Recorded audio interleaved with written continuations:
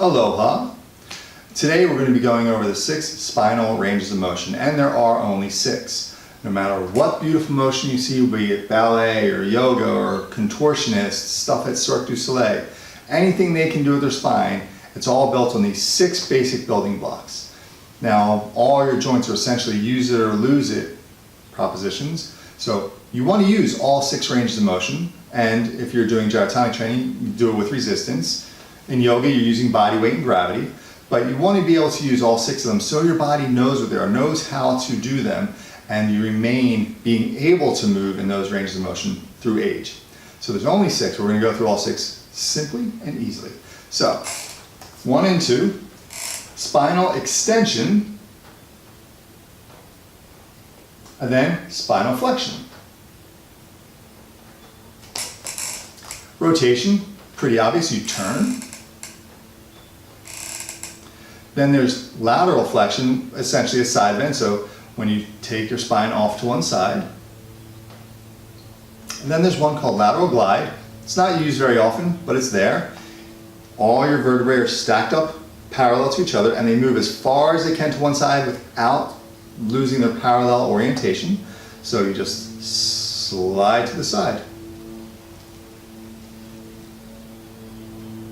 Obviously, it's not a huge motion that you're going to use a lot, but it happens in there. Just casual motions, dancing, you're going to use a lot of lateral glide. Then there's circumduction. Now, if you really want to be technical about it, there are 7 spinal ranges of motion because there's 2 types of circumduction. There's internal circumduction. So the 2 ends of your spine, your head and your sits bones, stay in one place, and your body makes a circle in between them. So if you had your plumb line, the straight line through the center of your body, your spine's going to make a circle around that plumb line, right at the center of your spine, which is, your solar plexus area when you're seated.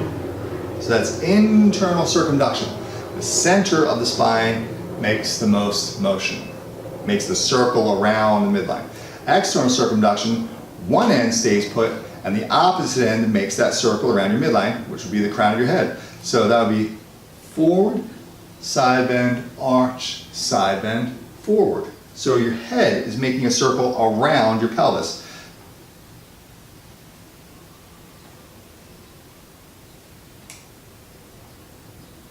And that's it. There are no other spinal ranges of motion. Everything else is a combination of those 6 motions. So practice them.